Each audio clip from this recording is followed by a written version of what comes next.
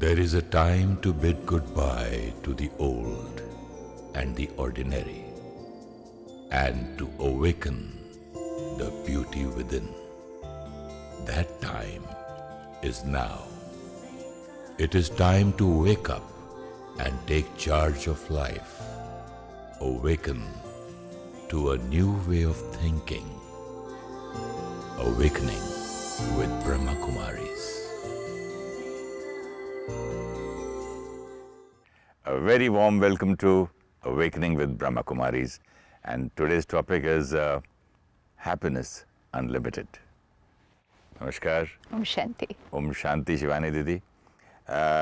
We were talking about happiness in the last episode, and earlier we were talking about dependency, and last time we were talking about, what was that? Achievements. Achievements.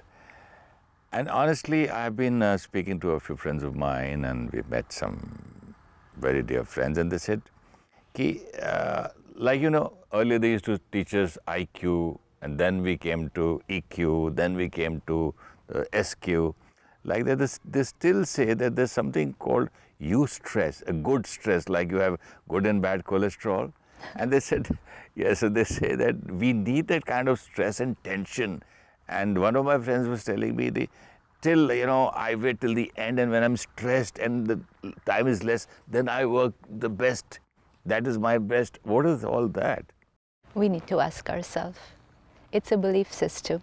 It's something that we're hearing everywhere around us, that unless there is stress, I will not perform. If there is no stress, I will become very passive and laid back, and I wouldn't have that drive, you know, they call it that drive to perform, to achieve. So we need to ask ourselves, is it really true? For that, I need to ask myself, what is this stress? And when I experience it, how do I feel? It's like my normal way of walking, and then suddenly I have a problem in my knee. When I have a problem in my knee, it starts paining. I'm still walking. But is the walking the same as I was walking before when everything was fine? No, that's with pain. That's with pain. So it's going to be a little uncomfortable. But I say, this is okay, this is natural. You know, with age, a little pain and all is part of life. So I still keep walking. And because I'm not taking care of healing it, the pain is constantly there and at times even aggravates. But I'm still managing my life. Now suddenly I have to run because of some reason. Will I be able to run with that pain? No. I will not. Same thing with stress. Stress is here. It's a little pain in the way I feel. Let's just sit back and remember the last time I experienced stress, which won't be very long back. It will be probably today, sometime in the day, or yesterday. And how did I feel? Even if you're not able to check yourself on the emotional level, even just check the physical, pathological parameters. Your heartbeat increases, your pulse rate increases. At times your mouth goes dry. You start feeling a very, you know, uncomfortable feeling in the stomach. Your head gets heavy. This is when the effect of the mind has already taken its toll on the body. And this is a much later stage. It's a much, much later stage. You know, even when we used to go and give exams, so on the day of the exam in the morning, The stomach, butterflies. yeah, the day you have to give a public speech, your mouth dries. It dries, and the shivers, the legs used to shiver, yeah. So this is the effect of the mind on the body. But this is a much later stage. But I thought it was just normal, you know. The first time I was facing a camera, I went on doing, because the whole thing was getting dried, my mouth, my lips. So do you perform better? No, it was very bad. Yeah. And let's say a little child goes to his exam. Exam is a target. Exam is a pressure. But if he creates anxiety, does he perform better? I remember when we used to give our exams and come back and we used to evaluate our own performance, and there were places where we knew the answer and we had made mistakes. And then we used to call it as careless mistake. So what's a careless mistake? I know the answer, but I've written something else. Why? Clarity is not there. Why? Because anxiety is there. So we should not call that carelessness or careless mistake. It's a wrong line then. Yeah, it's not careless. It's because it's careless here. I didn't take care here. So obviously there is clarity of thinking is gone, decision making power is affected, performance will get affected, my hands would be trembling, my speed of writing will slow down, and I'll say I didn't finish my exam. And why do people say that I work the best when I'm stressed and when I'm tense and when the load is on my head to finish? Load is if fine. The target is there. Load is fine, target is fine, pressure is fine, stress. Load, target and pressure. Pressure doesn't mean... Pressure means I have to do this by tomorrow evening. Okay. This is a deadline. It's a target. It's a pressure. So all that is okay. Yeah, if you remove that target from me, then I'll take 6 days to finish it. But the minute you tell me this has to be completed by tomorrow evening, so there it is, bang here. Tomorrow evening this has to be finished. Target. So immediately I start working faster, but while I'm working faster, if I start creating the thoughts, how will I finish it by tomorrow evening? If I don't finish it by tomorrow evening, what will be the consequence? Will I be thrown out of my job? Will my boss get angry with me? What if someone else finishes it before me? Does that mean they will go ahead? If this happens, my career is finished. I'm still performing. I'm still working. But what is in the mind? But what is in the mind? Now this, what is going on in the mind is stress. And also negativity. That negativity is stress. Okay. So negativity is stress. Yeah, because anything which creates an uncomfortable feeling. Target, fine, this has to be finished by tomorrow evening. 2 people are given the same target. They have to finish this job by tomorrow evening. Both will set to achieving it and both will achieve it. So that means both will reach the destination. But the journey will be different for both of them. One will be, yes, I have to achieve this by tomorrow evening. Now nothing else on my mind, only this work. And I am going to do this by tomorrow evening. Journey. The second person. What if something happens? What if something happens? What if I don't whatever, achieve? Look at my boss, he's gone home and he tells me, I was supposed to go home, today's my daughter's birthday, I had to pick her up on the way, this, that. And I'm still working. And I will still reach there by tomorrow evening. But the journey. So one has reached the destination with stability. Happily. And the other has reached the destination creating stress. And the end result? And the end result, externally the same, both have performed, but internally? The other person is totally fatigued. Yes. Oh, it was so much of tension, Yeah, so much of pressure. Those days, I mean, they were like nightmares. That would be the other end of the other person. But that person will conveniently put the responsibility on the pressure. Obviously, I had to feel like this. The target was so tough. I had to do it in 24 and it's hours. so normal and natural. Yeah. You would do the same if you were in my place. Yeah, that's how we condition everyone around us. Obviously, I would get stressed. It was pressure. Stress in science has a simple formula. Stress is equal to pressure divided by resilience. Pressure divided by resilience. Pressure, numerator, what's coming from outside. Targets, exams, relationships, situations. Traffic jam, deadlines, pressure. Resilience, my inner strength to face that pressure. Even simple metal sheets, you see in the industry, different metal sheets subjected to same amount of pressure, stress factor of every metal is different because every metal sheet power to face that pressure is different. So the stress of every metal is different. Yeah. Pressure is the same. Yeah, that's how they make the aircrafts too. So metal fatigue they count there. That's all. So stress is equal to pressure divided by resilience. Today we have conveniently ignored the denominator and we say stress is equal to pressure. And what about the resilience? Ignored because I'm not ready to take responsibility of my inner strength. So stress is equal to pressure. So if I have an exam, obviously I will get tensed. If my boss is very tough, obviously it's going to be challenging for me. So because stress is equal to pressure. But what, do you think people like to be stressed? Somewhere they honestly like it or what? It's just that because we're not... Why do they accept this easily than what you're talking about? It's because when I'm not able to do it... Not able to do what? I'm not able to take care of it, so I just say it's natural. So you mean to say it takes effort to not to be stressed and be happy in a situation? Yeah, you know, it's like If you say something to me right now which is not very pleasant, to get hurt is so easy. And it's so easy to just sit back and say... You saying easy, but even at this age, I should think it's so natural.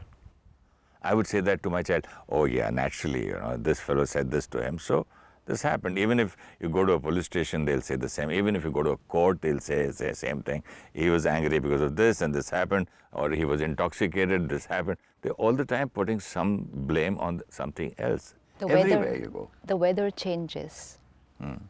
It's summer today, couple of days later it will be winter. It's so natural to fall ill.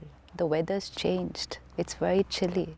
So you didn't just sit and roam around and say, it's natural we'll fall ill, the weather's changed. No, we open the cupboard and take out our woolens and protect ourselves. Don't keep on blaming the weather, do we? We protect ourselves. Things are going to happen outside. But because we did not learn the mechanism of how to protect ourselves, how to shield ourselves from the changes that were happening outside, we said it's natural to fall ill. It's natural to get hurt. It's natural to get stressed. Spirituality now focuses on the denominator. The resilience. Resilience. Pressure, situation, not in my control. Situation, not in my control. So numerator, not in my control. And any situation, in any situation, 10% numerator is responsible. And 90? Resilience. My power to cope with that situation. My strength, yes. My power. Because if the pressure is not there, there's no question, there will be no stress created. So 10% we give responsibility to the pressure. Remaining 90%, how much I take charge of how I am going to handle that pressure. You mean to say, if something happens, an action, that is 10%.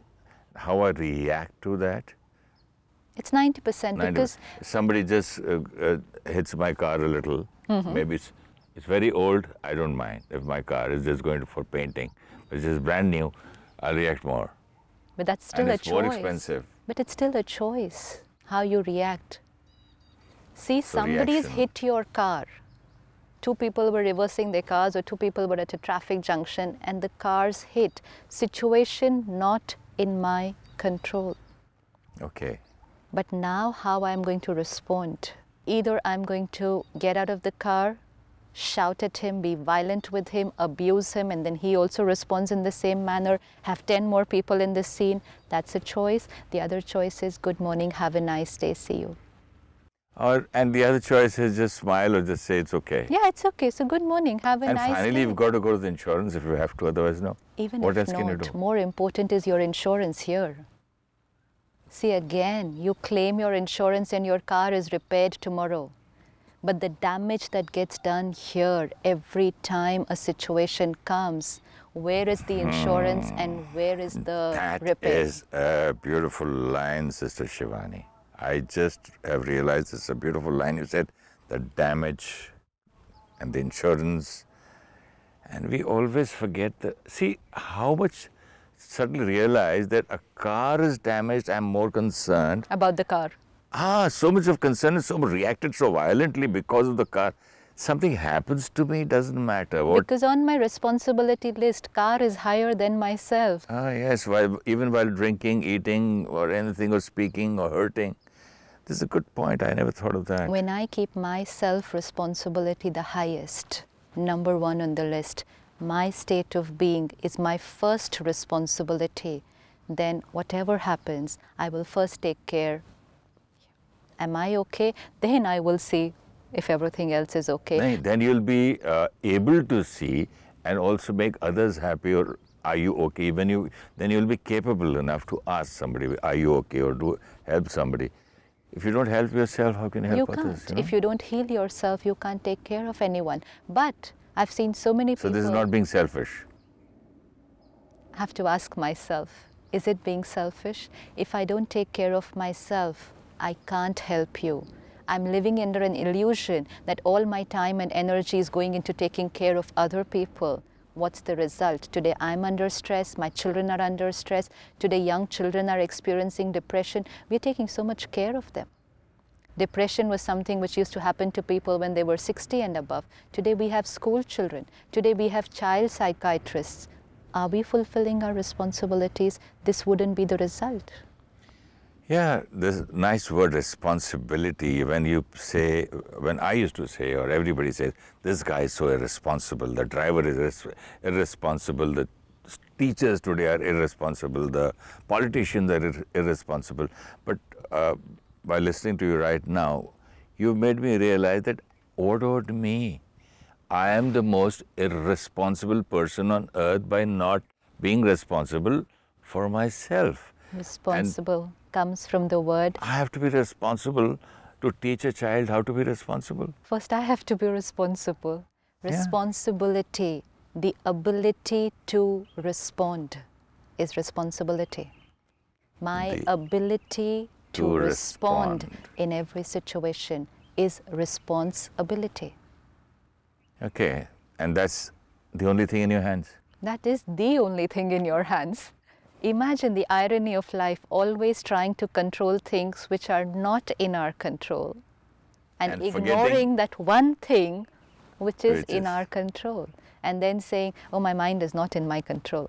That's the only thing which is in our control. Even this small thing of two cars bumping into each other, if you ask someone, you can just say, have a nice day, or it's okay, never mind, and just drive, and they'll say, no, no, no. Is that the way?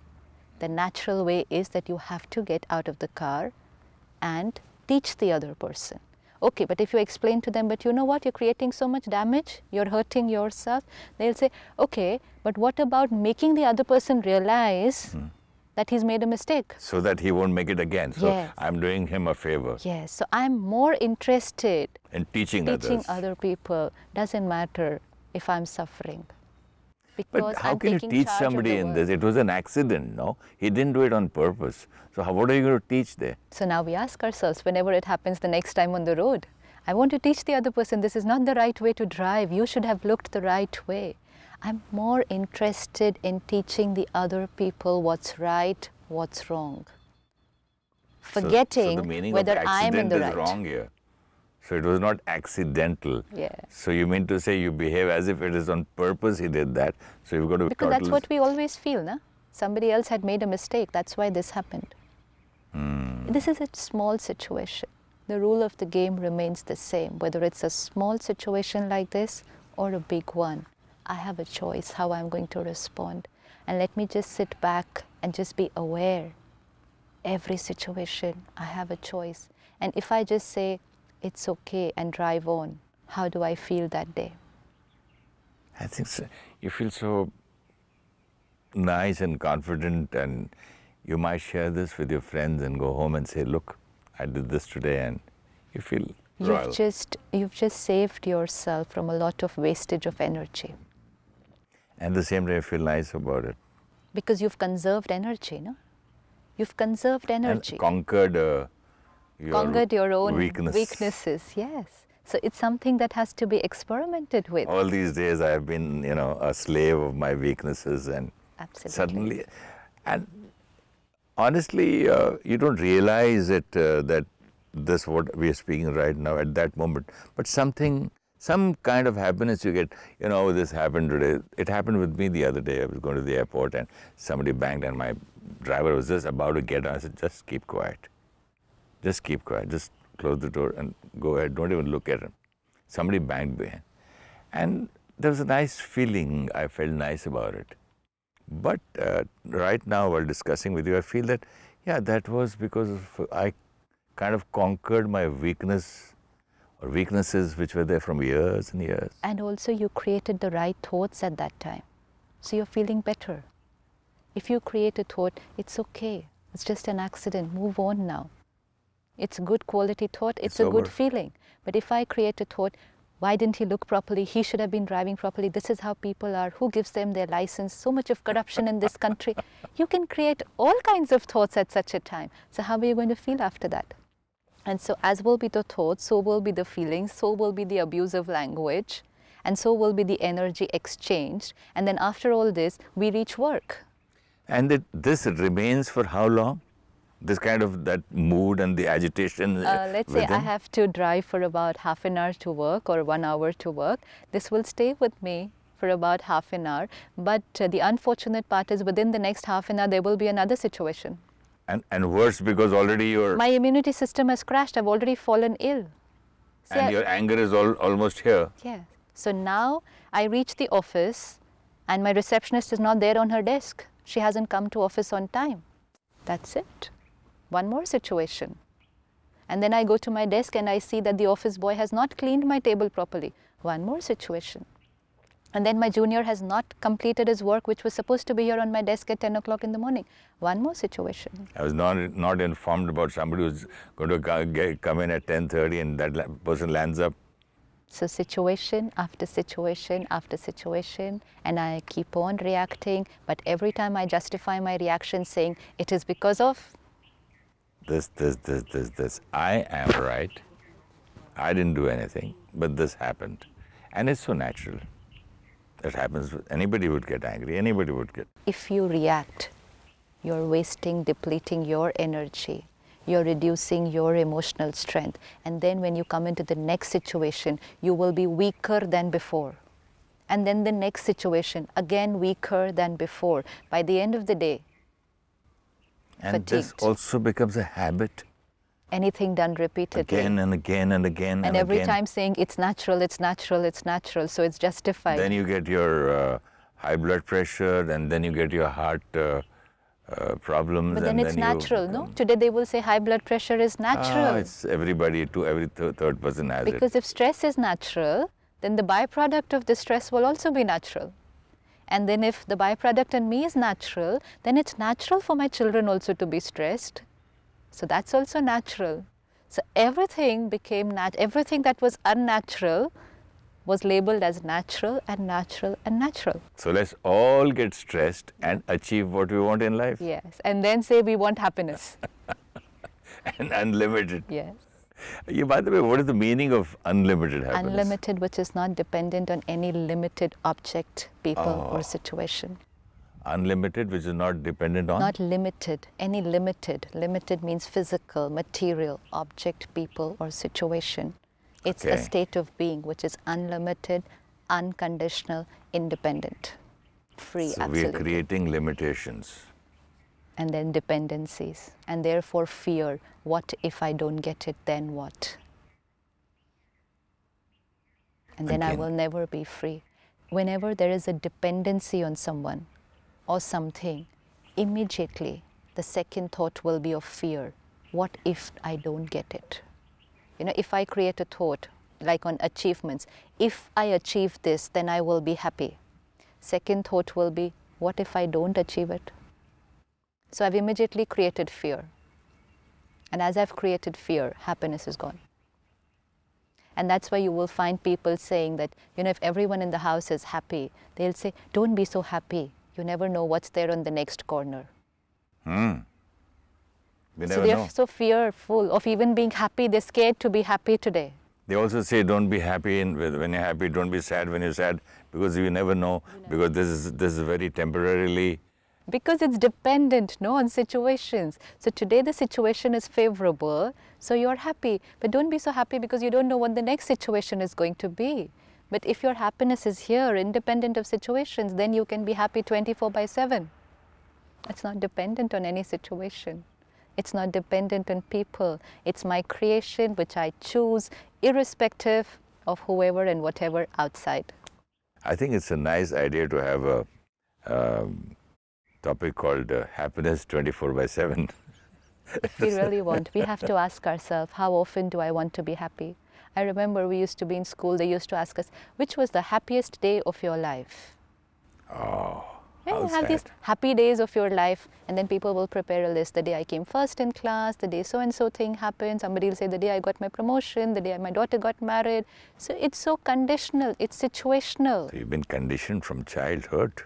So now let me ask myself, how often do I want to be happy? I want to be happy 24/7. It's possible, and we can do it. But for that, we'll have to take care of ourselves and take self-responsibility. And then it's possible. But if it's dependent on outside, then occasional. And the more situations become challenging, the more people behaviors become unpredictable, it's going to be tough. And that's why we've started accepting stress as natural, whereas it was happiness which was natural. Sister Shivani, thank you so much for explaining stress is not natural, but happiness is natural.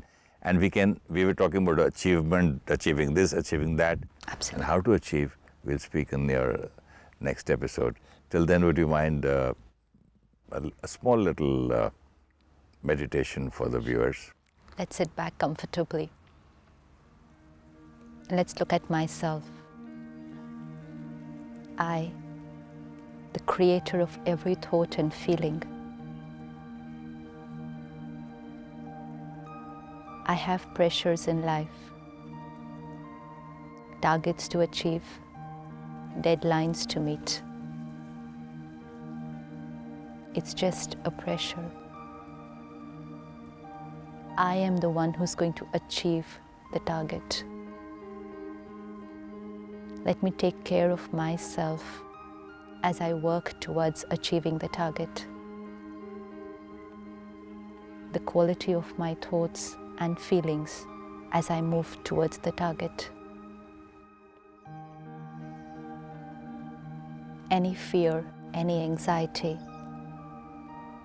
any worry, let me first sit back and change the quality of the thought.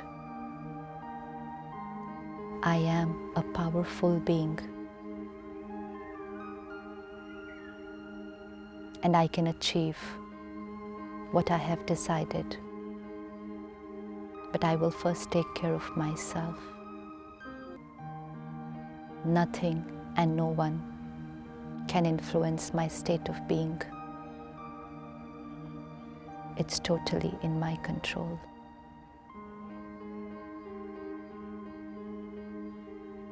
I, the powerful being, protected and secure, now move towards my target. This is my journey, a journey of happiness. Om Shanti. Om Shanti, Sister Shivani, and let's think or watch the qualities of a thought till we meet again in the next episode. Thank you. Thank you. Stress is a pain which comes to tell me there is something I need to change. Stress is our creation of wrong thoughts, which has an effect on our efficiency, memory power, decision power, and hence our performance. Stress has an impact on our physical and emotional well-being, and hence any amount of stress is damaging. Targets, pressures, deadlines, exams are natural, but stress is our choice. Stress is equal to pressure divided by resilience, that is inner strength. My first responsibility in any situation is to first take charge of my state of mind, because that is the only thing which is in my control. If you wish to discuss your problem or have a question to ask or want to know your nearest Raj Yoga Meditation Center, write to us at awakening@bkmail.org or call us on UK 440 75304 26770, USA 1-347 448 2359, India 919999 744 555. Om Shanti Om.